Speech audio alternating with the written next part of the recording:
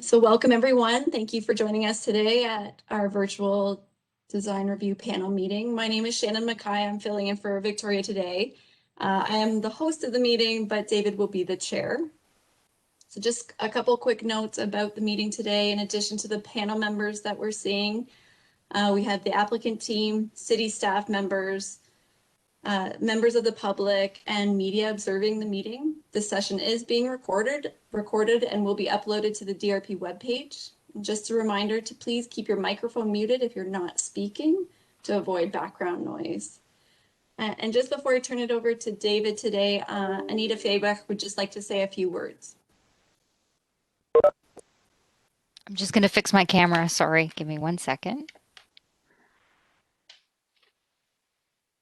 Okay, hi everybody. For those that don't perhaps remember, I'm the manager of development planning, heritage and design here at the city. I just wanted to let the committee know that there's a guest with us today, Dakari Gennaro. Dakari, I don't know if you can turn your camera on and maybe just give a quick wave to the panel. Dakari is a student at Mohawk, and so she's in the planning, the urban planning program there. And so she'd asked if she's shown an interest in what you do as a panel and the type of advice you give. So I'd asked her if she wanted to join the meeting. So I just wanted to let you know, if you see her name, she's not part of the city staff or part of the team, but she is observing just to see all of you hard at work. Hi, everybody. I don't know, my camera was glitching a little bit there, but thank you guys for having me on. I really appreciate it. I'm very excited for this.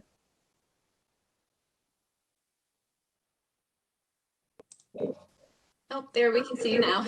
Okay. Did you hear me before? We could hear you, yes. Okay, welcome. Perfect. Thank you, guys. So with that, David, I'll turn it over to you to start the meeting. Thank you, Shannon. Good afternoon and welcome, everyone. And special welcome for Dakari. Hope you learned something here. And Shannon, can you please confirm that the session is being recorded? It is being recorded, yes. And are there any changes to the agenda today? No, there aren't. Are there any panel members who have a conflict of interest to declare in that they're acting in some capacity for the proponents? I will take silence as the fact that no one is in that circumstance. So the only item on the agenda today is a residential development located at 253 King William Street. The lead planner on the file is Joanna Black. Good afternoon, Joanna. We're ready for your presentation and keep it to under 10 minutes. Perfect. Thank you, David. I'm just going to share my screen.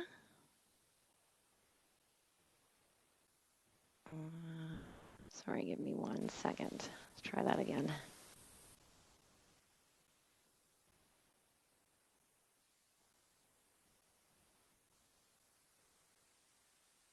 Is that working, or just gotta? If you can make it your whole good? Desk. Yeah, there you go. That's good. Okay, perfect. Okay, thank you very much. So again, my name is Joanna Black. I'm a business facilitator in development planning, and we are here to discuss a proposal for affordable housing at 253 King William Street. The proposal is for a 3-story affordable housing multiple dwelling with 24 dwelling units. The proposed building will be constructed using prefabricated modular construction, and the building will be passive house certified. So the site is located on the north side of King William, between Wellington Street to the east and Ferguson Avenue to the west. It is within the Beasley neighborhood. There are various uses actually surrounding the site within this block of King William Street. We've got 2- and 3-story residential homes that are registered non-designated to the east of the site facing Wellington Street. We have a 10-story apartment building to the north. On the south side, directly across the street, we have a 1-story supermarket. And then at the corner of King William and Wellington Street, we have a medical laboratory. Still on the south side, just to the west, we have another 9-story multiple dwelling. And currently under construction at the corner of Ferguson and King William, there is a 14-story mixed-use building. Back to the north side of Wellington, adjacent to the site, there is a church. Further to the west, there is a two-story mixed-use building. And then at the corner of Ferguson and King William, we have the Goodwill Career Center. Just going through some site photos. So the first is a view of the site from the south side of King William. You can see the existing 10-story apartment building just to the rear of the property. Currently, this site is not operational, but it was being used as a city-owned surface parking lot. This next photo is taken from the east, with the site on the right side of the photo. This photo is taken from the west, again with the site on the left side of the photo. This picture is taken from the same direction. We're just looking towards the intersection of Wellington and King William Street. I'm standing right in front of the site. Here we're looking a little bit more southwest, but you can see the multiple dwelling building in this location. And then further on, you can see the construction of the 14-story mixed-use building. And finally, these photos are taken looking directly to the south. So you have the supermarket, and then adjacent to that is the medical building. These next few slides show the proposed elevations that I think the applicant, I'm sure, will expand on. But again, it's a 3-story building of modular construction. The cladding on the building will be steel cladding. And again, the building will be passive house certified, and you can see an element of that with the solar panels that are being proposed on the roof. So this is the elevation from the south, the front of the building. We've got the elevation from the north, the east, and the west elevation. I've also included a slide on the proposed building material, which again, the applicant will go through. I'm not sure at this point whether the color of the material has been selected just yet, but again, it will be steel. And this is the preliminary site plan that has been submitted, and you can see that the building is occupying a great deal of the site. There is a large amenity space at the rear of the property, and there is no surface parking being proposed, and there will be no driveway access into the site. So for the policy environment, the property is within the downtown urban growth center on Schedule E of the official plan. On Schedule E1, it's designated as downtown mixed use. And some major policy themes within the downtown urban growth center are: it permits a range of uses appropriate to its role as the city's preeminent node. It's to function as a residential neighborhood with a large and diverse population. A range of housing types, including affordable housing, shall be encouraged. And it's designed with a strong pedestrian focus to create a comfortable and animated pedestrian environment. Some major policy themes within the downtown mixed use area is it's a planned function as a vibrant people place, designed as a pedestrian-focused area with buildings oriented to the street. It shall serve as a central focus for the city by creating a sense of place, and residential uses are permitted in both single and mixed-use buildings.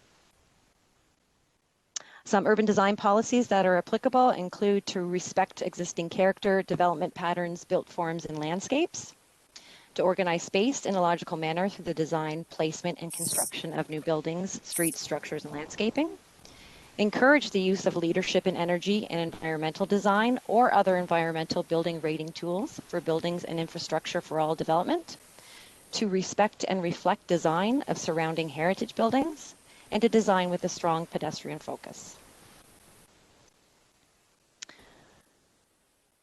The property is within the downtown secondary plan and it is designated downtown mixed use.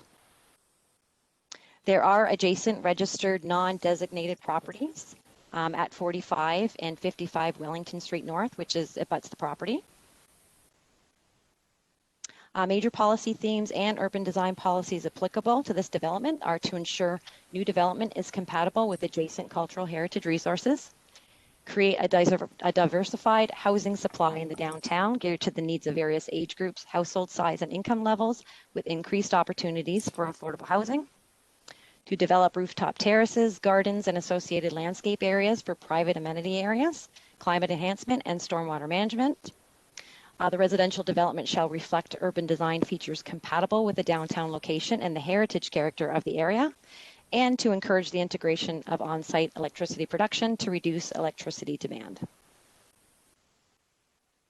The property is Zone D1, Downtown Central Business District. Multiple dwellings are permitted, and the zone provides for a mixture of uses, including residential and standalone or mixed-use buildings. For the information of the panel, a preliminary site plan review application has been submitted, with a full site plan application expected to be submitted late March, early April. And finally, these are the questions that are being posed to the panel. Does the proposal promote development and spaces that respect natural processes and features and contribute to environmental sustainability? Does the proposal organize space in a logical manner through the design, placement, and construction of new buildings, streets, structures, and landscaping? And does the proposal include the provision of amenity space? And what is the relationship to existing patterns of private and public amenity space? And that concludes my presentation. Thank you, Joanna. At this point, we're ready for the applicant to present their proposal. If you could please keep your presentation to under 10 minutes as well. Thank you. Hi, so my name is Graham McNally. I'm with Tom's McNally Design. We're working with City Housing Hamilton on the project as project managers, and we have a bunch of our team members here on the call. So we have Sean Botham is the development manager for City Housing Hamilton. Samantha Blackley's on the call. She's with City Housing as well. On the design consulting team, we have Kevin Hutchinson from Montgomery Seism Architects. From the planning side, we have Terry Johns and Caitlin Gillis. And then from our office as well, Paula Hamilton. And I just see Marion McCricky as our landscape architect on this file as well. So we have a big team here. The project is aiming to be funded through the Rapid Housing Initiative. So it's from the time we get funding to the time we occupy is meant to be 1 year. So it's a very accelerated, which is why we have so many people on the team. So I believe I can share my screen.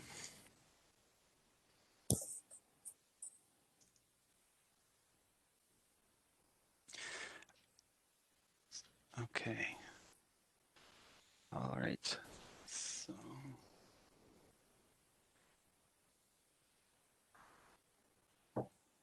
Okay.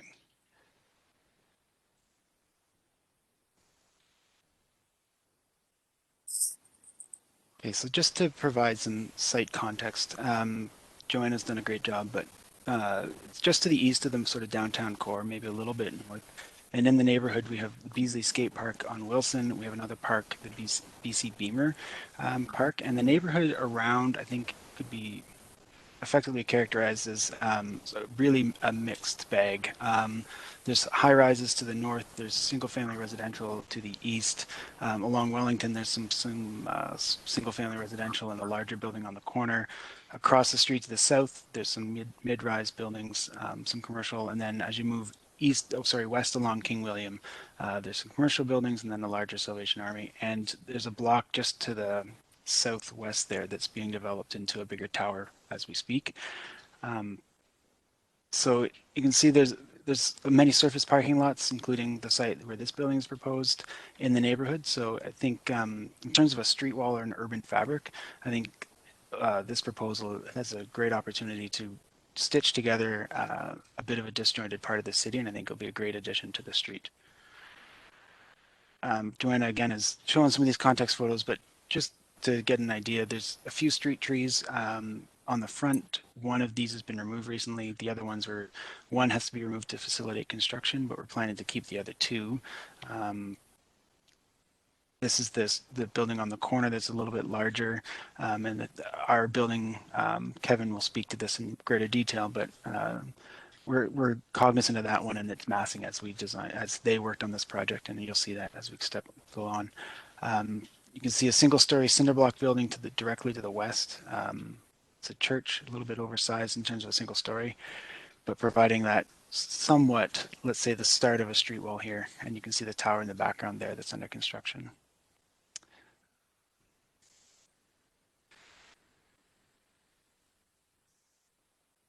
So in terms of the relevant planning policy, I hope you've had a time to review this. Terry and Caitlin went through the planning policies, and we think that the project meets a lot of the goals set out there. Joanna, again, has summarized many of them. I'm not going to read them at this time, but when we think of this project in terms of its environmental impact and some of the strategies that is being included as goals from City Housing Hamilton and being designed in by Montgomery Sisam, I think we meet a lot of the sort of environmental goals. We meet a lot of the neighborhood goals in that we're filling in a gap here and really, I think, contributing to the city in a positive way.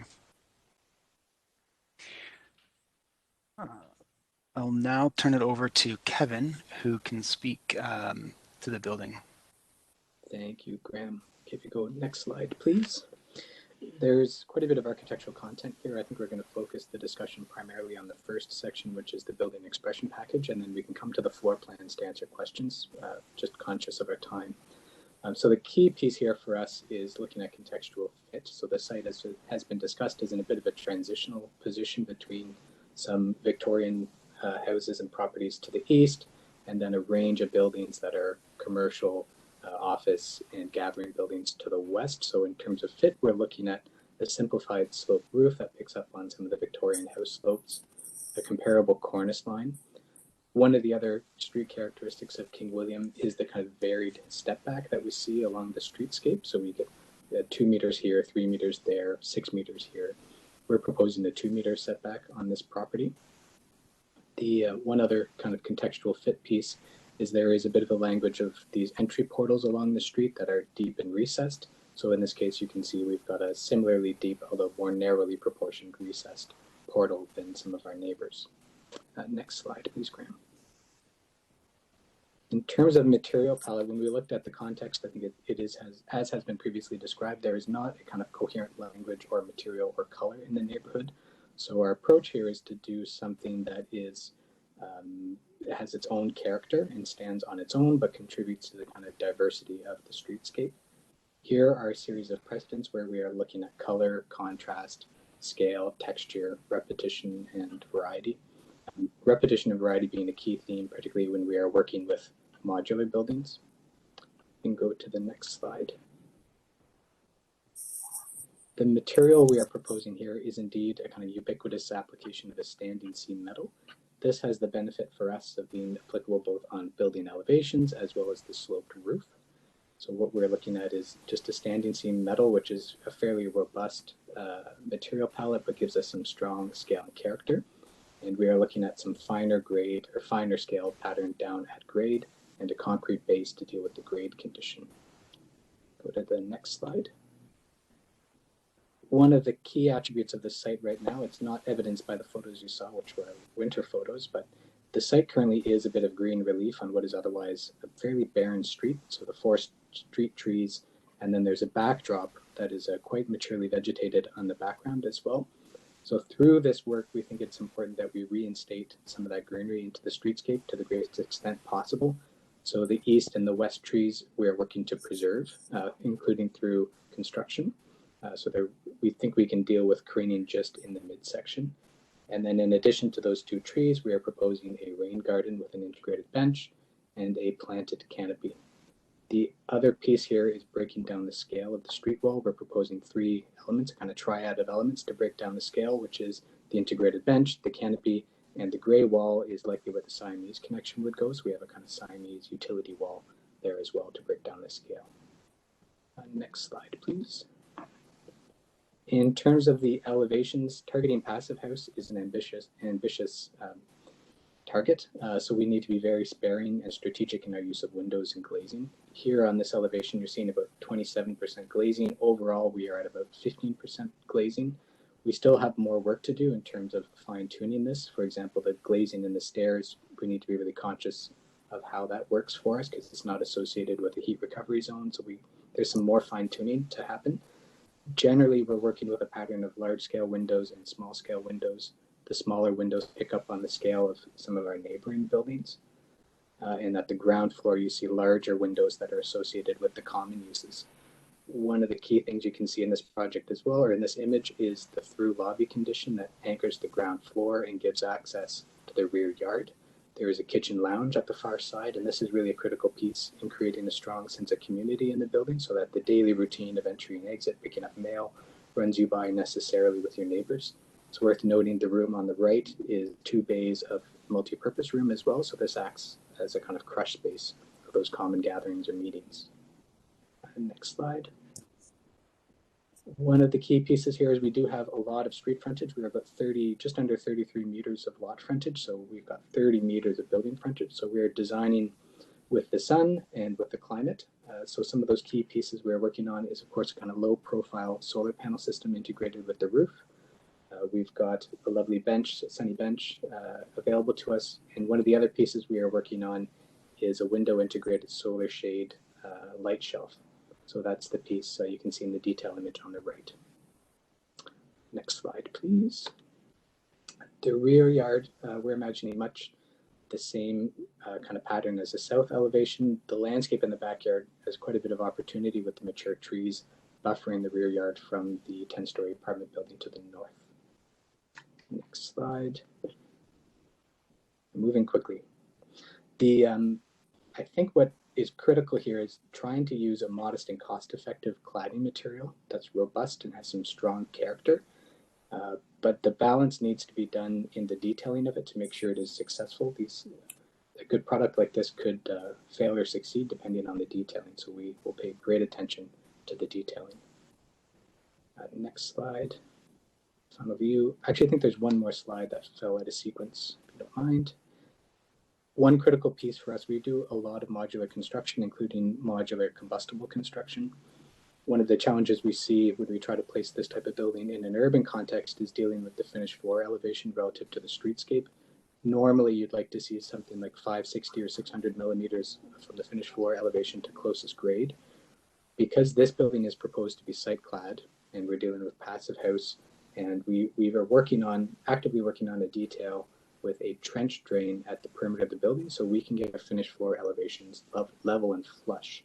This is maybe a little bit more flatly depicted than how it will ultimately be, but we should be able to walk right into the building, which is quite an accomplishment for a prefab combustible building.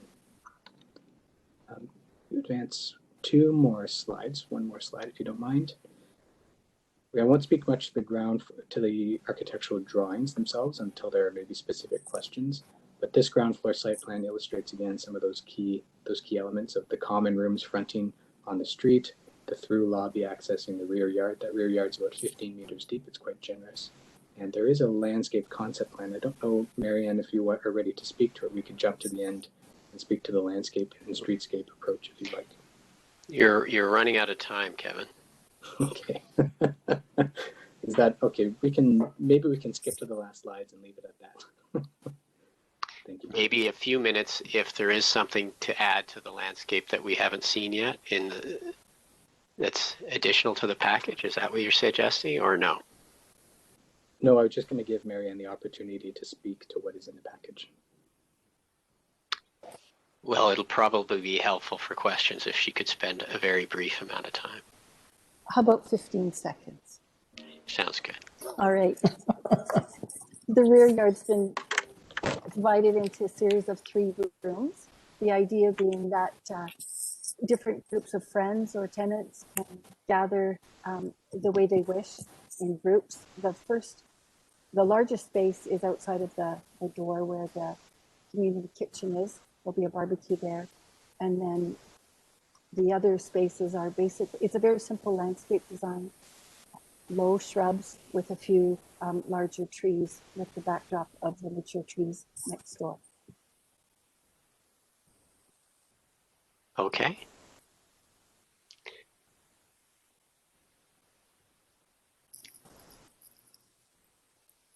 Was that it? That's it. Nice. Yes. Truly 15 seconds. Okay. That's it. Thank you very much for your presentation. At this point, we'll provide an opportunity for each panel member to seek clarification on any points they may require further explanation. Please hold your comments for the panel discussion portion. Questions only, please. And so the first person is Jennifer Mallard. Hello. One question regarding landscape, actually. On the site plan, There are 4 trees existing, and the 2 in the middle were identified as to be replaced, but they're not in the final renderings at the front. Are those replaced in the rear yard? Maybe you can just clarify the number of trees removed and the number to be added. Just very quickly, one of the trees in the front that was in the middle was deemed by forestry to be having issues, so it's actually been cut down as currently. So there's going to be 1 tree that's removed as part of this development, and I believe, Marianne, you can confirm, or Kevin, but it's going in the backyard. Smaller trees will be placed in the backyard. We have minimum soil volumes that are required by forestry. So the sizes of the trees will depend on the soil available. Mm-hmm. Thank you. That's it for me. Ted, do you have any questions? I do. Thanks for the presentation. I have about 5, so they can just be quick answers. The first one, and I fully understanding it's not in our purview to, understand fully the private nature of the operations of these buildings, but it would be interesting, not being familiar with Hamilton housing, to get a better sense of who's using these spaces, how are they funded, both capital and operationally, over their lifetime. Sean here, I can speak to that really quick. So this is actually part of a replacement program of single family homes that are in poor condition that have been sold throughout the city, and it will help us operationally in terms of management, but also renews those assets. So that's where a large part of the funding will come from. The other parts we're seeking from the federal government as part of the Rapid Housing Initiative, and we've already got confirmation from the province for some additional funding as well. So, and they will be affordable rents, mostly very deeply affordable, and then a few of them will be more modestly affordable. Still looking at something like half of a market rate unit would be the most expensive. Right. And then operated by the city of Hamilton over its lifetime.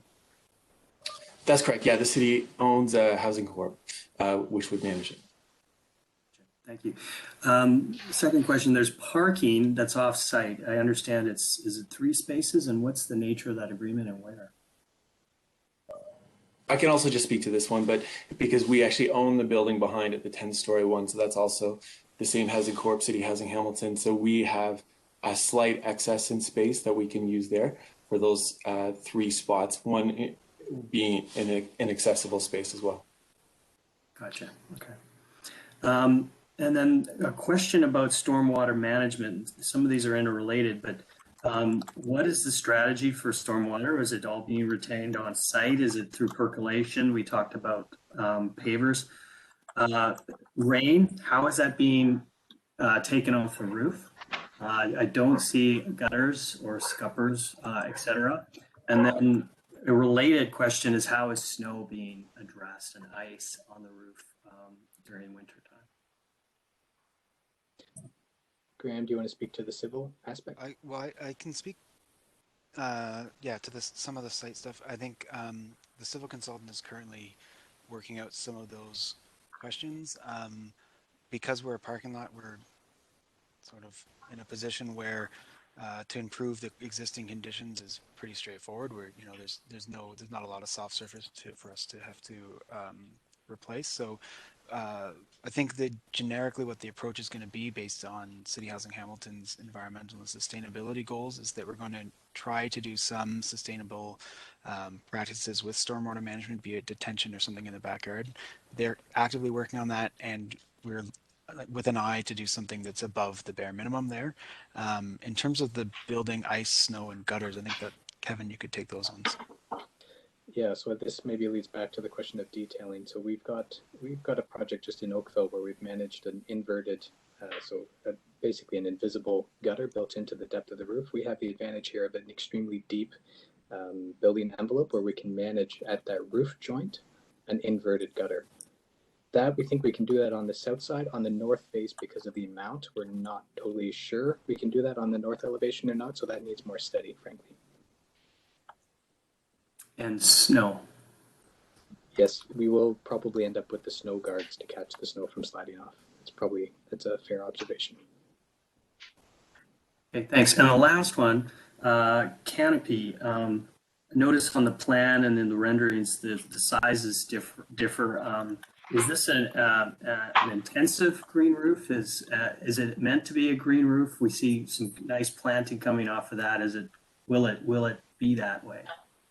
Yeah, our intent is not to do a green roof, but to do a true planter with sufficient soil volumes and a scupper that leads down into the rain garden. So we want that to be as intensive as possible.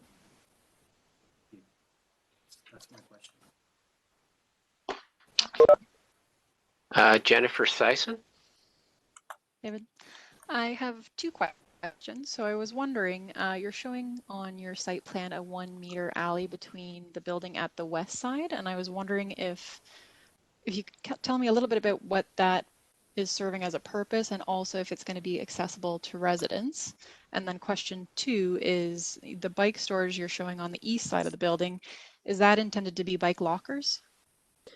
Yes. So the building position, I think the 1 meter is largely a practical constraint in terms of our foundation and excavation. We might be able to take it closer, but in terms of cladding, it's pretty tight already. So we're kind of at that in-between point of making it larger, so we could have a bit more space to do the on-site cladding, or going the other way and making it smaller. So that one I think I'd be curious to hear if there are positions on that. The bike parking in the side yard on the east side is secured long-term bike parking, and there's short-term bike parking in the front yard setback. Thank you. Eldon? Hi, yes. Just one question, and this might be a question to both the applicant and staff. Well, I think there's a correlationship there, but in December of 2019, there was a proposal for a 6-story affordable housing building. The proposal before us today is 3 stories. I'm wondering what were the motivations for the reduction, and it has anything to do with the timeframes in terms of meeting the objectives, I guess, of the funding as relates to this project. Yeah, no, I could speak to that. So this past summer, we actually did a more detailed costing of all of our projects in development. We've got 9, and this one actually at the 6-story iteration came in least favorable, just based on some of the site constraints and the number of units and what we were trying to achieve. They were family units, if you recall, as well. So we did some shifting in some of our planning for allocation of units. And then also this funding stream came out where this would actually be an ideal site to just do something slightly different than our other projects in motion. So we pivoted and have moved it to single bed units, of course. Thank you. Joey.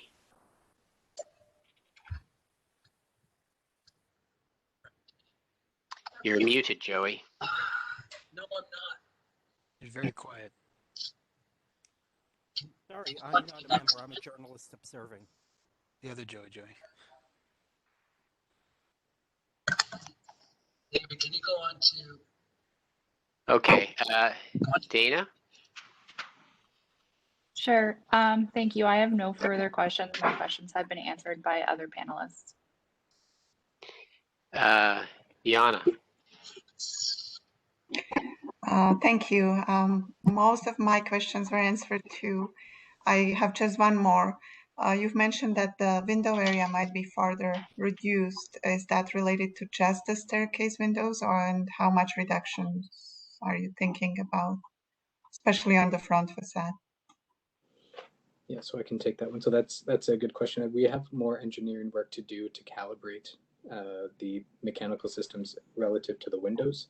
We seem to be on target. Generally, the only piece we are struggling with a little bit are the windows in the stairwells, because that's where heat gain we can't recapture and put to good use. So those are the only ones that I think we may recalibrate.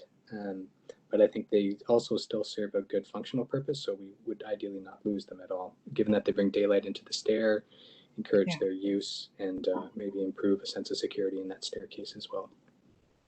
Okay, thank you. Do we want to take another stab at Joey if you have a question? Is that better? Yes, yes. Okay, I'm sorry about that. Thanks, David, and thanks to the applicants for the presentation. I just have one question. It may be for Joanna, and I'm wondering if there's been any interest with the properties to the south of this property for any major development that could potentially impact the function of the solar panels on this building. Not that I'm aware of. Shannon, I don't know if you're aware of anything being proposed at that location. Not that I'm aware of. I'm just double checking, so okay. I can come back to that.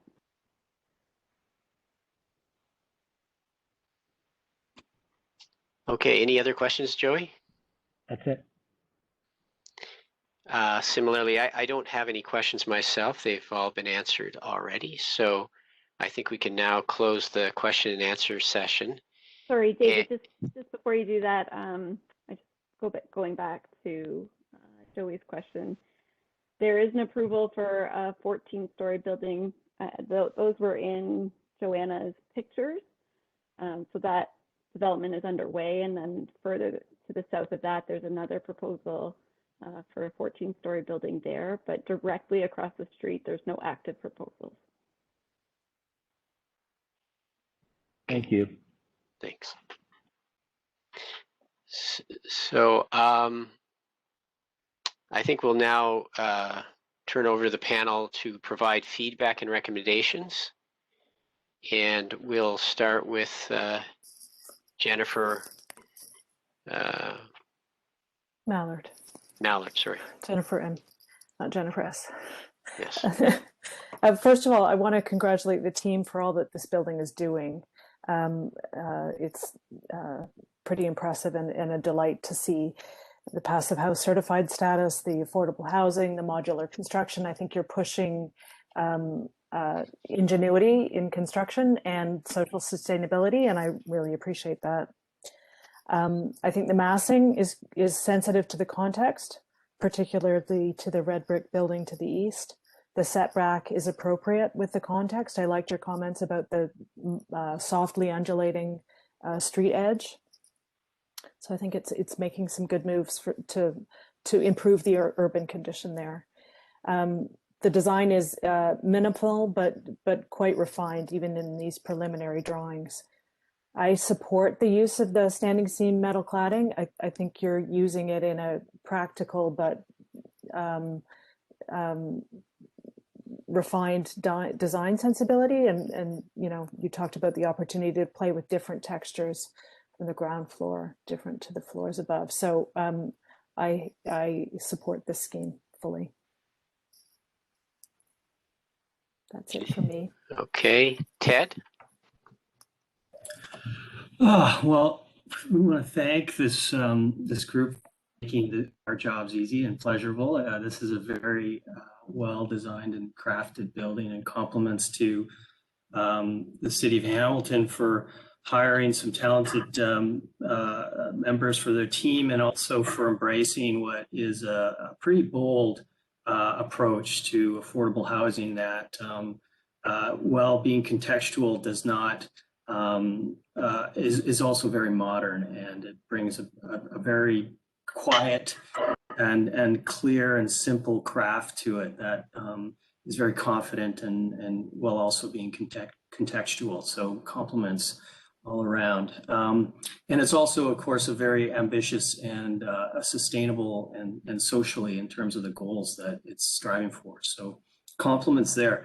I think due to the kind of clarity and simplicity of the concept, it puts a lot more emphasis on two things: the response to the landscape, the durability of that, the quality of the public space, both front and back, as well as the detailing that was picked up on as well. The quality of detailing really and materiality really needs to be well thought through to, you know, come off. I think ultimately public and affordable housing needs to be affordable, but it doesn't want to look like it's second class in any way. So this great design, I think, needs great detailing to resolve it. In terms of the materiality, I think the introduction and some of the precedent images that introduce a scale within the metal cladding, I think is interesting and strong and might be further employed. I would suggest that the quality of the metal, the gauge of the metal cladding, the finish, don't pull back on ensuring that this is a high quality cladding that doesn't oil can or deform. We see what looks like some wood, and I'm speaking about building now, but we see some wood at the canopy, what looks like might be wood on the underside of the canopy, the soffit. And the view through that space, I think, is very powerful, and it looks like there might be wood on both sides. So this it feels like is an opportunity to elevate the materiality of this building, to create a warmth that takes you right out to the back spaces. I think within the unit planning, this is a suggestion, but it's also from a septed perspective. The units on the west, you have a stair and an electrical closet. Is there an opportunity to consider switching that so that the units are on the east side of the building, to allow some greater light in some of those studios, but also some windows to the streets on Wellington and to that space in between the buildings for a safer condition potentially, and a bit more generosity to the east. The canopy, I think, is something that could be stretched as the generous offering on this facade, perhaps to the property line to match those benches, and also to ensure that the green roof is a viable roof and is achieving its goals. In terms of urban design, I think the 2 trees on the street should be replaced. I think that there's an obligation to create a high quality streetscape, and bringing trees into that space, I think would make that space more amenable through the summer months, but also just make a year-round nicer space. The quality of the fencing around the building, I think, is very important to extend the idea of the design, the context further into that public realm space. So rather than potentially retaining the existing fence, is that a new fence that meets the design quality of the building? The gates on both sides, perhaps want us to come closer so that they don't create dangerous spaces from a septed perspective, closer to the street. And then finally, comments on the landscaping. Again, these will have significant impact on the quality of life for these residents that don't have outdoor spaces and are in studio apartments. They'll spend a lot of time out there, and there's probably a very low maintenance budget for that spaces. So high quality, robust details and finishes, I think, are really important. The landscape plan, we're not seeing all the details yet, but we're hoping that that will match the quality of what we're seeing on the building.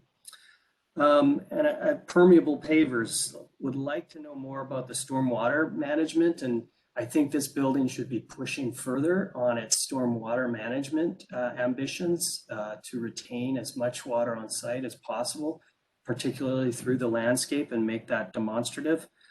Planting and habitat for biodiversity, I think, should also be considered here.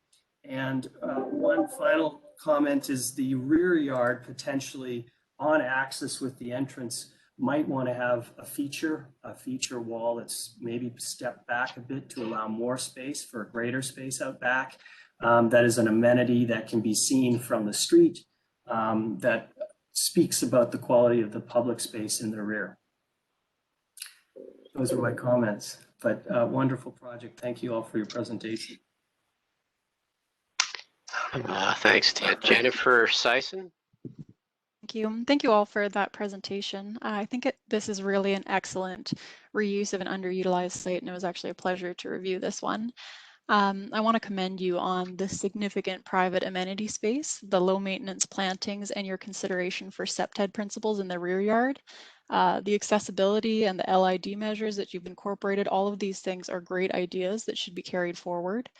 I appreciate also the interface with the street. It seems very thoughtful. The setback from the property line, the provision of planting, seating, and bike parking is all great amenities, as well as the permeable paving and the rain garden as a thoughtful way to manage the stormwater in the front. The provision of the bike parking and the bike storage for residents is also something that I appreciate, as well as preserving 2 of the existing mature street trees. It's unfortunate the other 2 had to come out for construction, but I'm glad to see 2 are still remaining. Some areas that I have for your consideration, I would encourage more glazing at the front if that's feasible, through maybe larger windows for the meeting and multi-purpose rooms, as well as for the laundry facility, again, only if that's feasible. For replacement of the trees at the street side, I would like to see you consider adding back at least 1 of the trees for shading for the bench, and also to create a more pleasant microclimate in the summer, as well as more wind protection in the shoulder seasons. One other thing for your consideration, the lack of natural surveillance on the east and west sides of the building could be an area for concern, and I'd like to see some consideration on how, or even if for the west side, these areas would be accessed by residents or the public, if at all. And overall, I just really encourage you to focus on the quality of the outdoor areas, both the private and public spaces. But again, want to thank you for a really great presentation and really enjoyable to review this one. Eldon?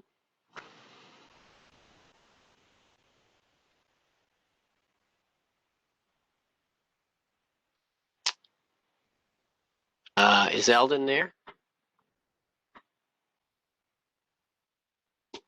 Sorry, I was on mute. Okay. Yeah. Talking away to myself. My apologies. Yeah, I want to echo my colleagues. I agree with a lot of the points that they shared. I also enjoyed reviewing this proposal. I find this building to be innovative and unique. I really appreciate the through lobby component. I really think that helps to open up both the front and the rear. I think your material use of the metal cladding, actually, I think it's wonderful. I really like the simplicity and approach that you're taking. I also appreciate that the seating ledge that you have along the front facade.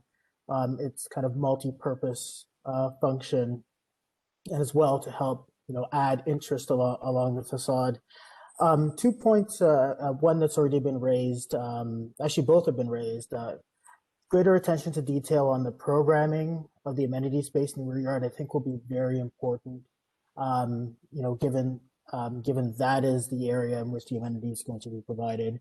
The other component is, and I note that there was a lot of mention about the passive house certified component, and the windows played or had an important role. How many windows relative to, I guess, that certification. I think in your revisions and in your work, understanding and putting that information on your plans and indicating what your target is and how the windows meet that objective would help, I guess, reinforce the balance between having optimal windows along a main facade versus meeting sustainable objectives. Those are my only thoughts.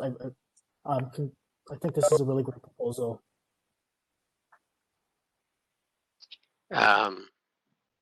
Joey. Thanks, David. I recommend that the applicants anticipate future adjacent development and if there will be any impact on the passive house design elements of the design. But I agree with my colleagues here. This is an ideal infill project for this site and considers its relationship with the existing immediate context very well. It also strikes the difficult balance of providing the right amount of outdoor public and outdoor private spaces while ensuring continuity of a previously disconnected street wall. That's it for me. I'm really looking forward to seeing this project completed, and I'm glad it's going to happen very quickly, which means I can visit it much sooner than I thought. Thank you.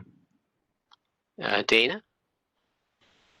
Thank you. I would also echo a lot of the comments that I did hear from my colleagues. Like the others, I do think this is a great proposal and was also a pleasure to review.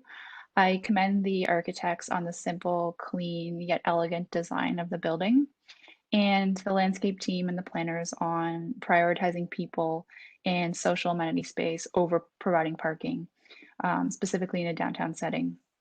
I like that it's affordable housing and that you were able to incorporate that passive house design. So overall, I am pleased with what I've reviewed, and I am happy to support this project. Yana. Hi, I very much apologize because I was out of sound for a while, so I'm not sure if I hope I won't be repeating anybody's comments. I thank you very much for the presentation. I like the proposal approach. I very much appreciate the work you are doing in regard to the passive housing. I would strongly suggest adding another tree or two back to that streetscape to help creating a better public space and usability of that bench. I really like that garden and the bench. I just would like if this space could be designed to really support pedestrian activity at the street level. And maybe that just means to work with the city staff on designing together the city's boulevard to enhance the notion of the garden and the bench. And I agree with my colleagues. I very much like the simpler design, the massing. I also like the cladding, and I also think that it will need to be of a high quality for these larger and flat areas. And I appreciate that you mentioned that as your focus. I love the color. It will be a great backdrop for the heritage building. And I also like how you are using different pattern on the ground floor, and maybe there is opportunity to study the potential of patterns and colors a little farther. But based on the inspirations from the examples on the page 3, I'm confident that this will end up being a very nice building. So thank you very much. That's all. Okay, I'm not really much more to add here. I would echo the comments of my colleagues that it's been a very nicely presented and thoughtful exercise here that you have done. We did talk about it a bit before, wondering if the site couldn't support more density, but I can see that within the program that you're accessing here and the speed with which you have to deal with it, you are constrained in that manner.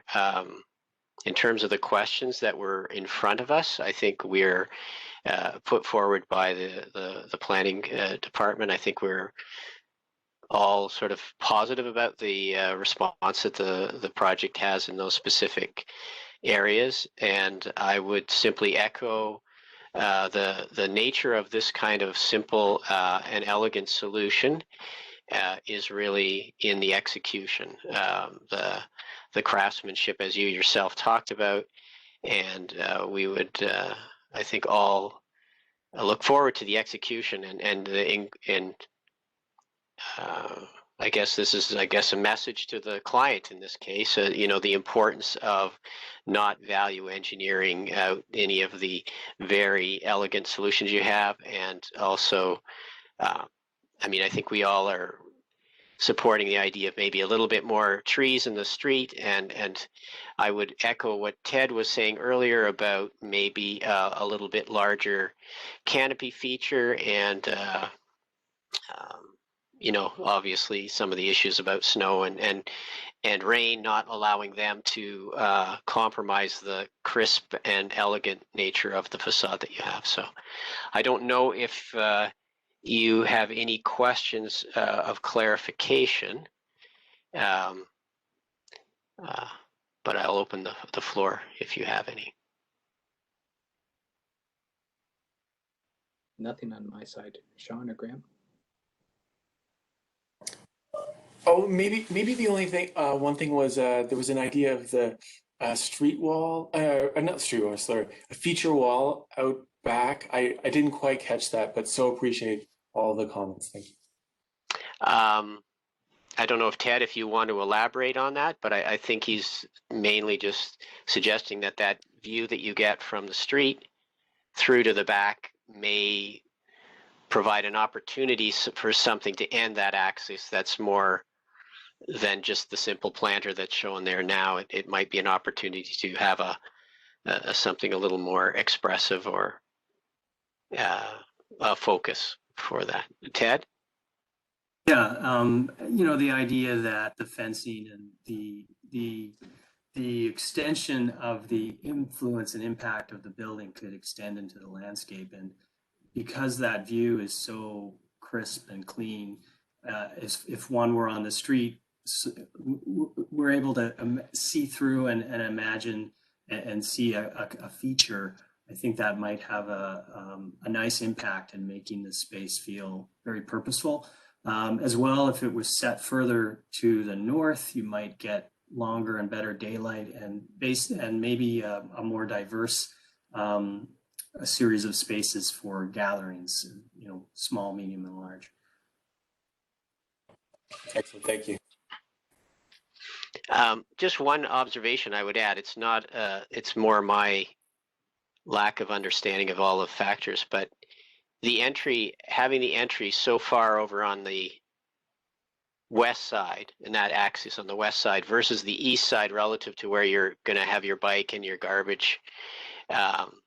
I'm just, you know, you might want to look at the possibility of just flipping the whole building to allow a little more straightforward access to that without going through the corridor where all the ground level units are. But I mean, I think you guys have done a masterly exercise here and fitting a lot of stuff in a very simple box. And so, I mean, you guys can take that suggestion for what it's worth and see if it's a value. But otherwise, yes, I mean, it's very interesting to compare this project to some of the other ones. There's so much more developed that we've seen in our panel up to date, and there's we can get into this level of conversation that's really indicative of the level of effort and thinking that's gone into this. So we commend your team. And thank you. I think with that, I'll just adjourn the meeting. Thank you all. Thank you, everyone. Thank you. Thank you, everyone. Thank you. Ew.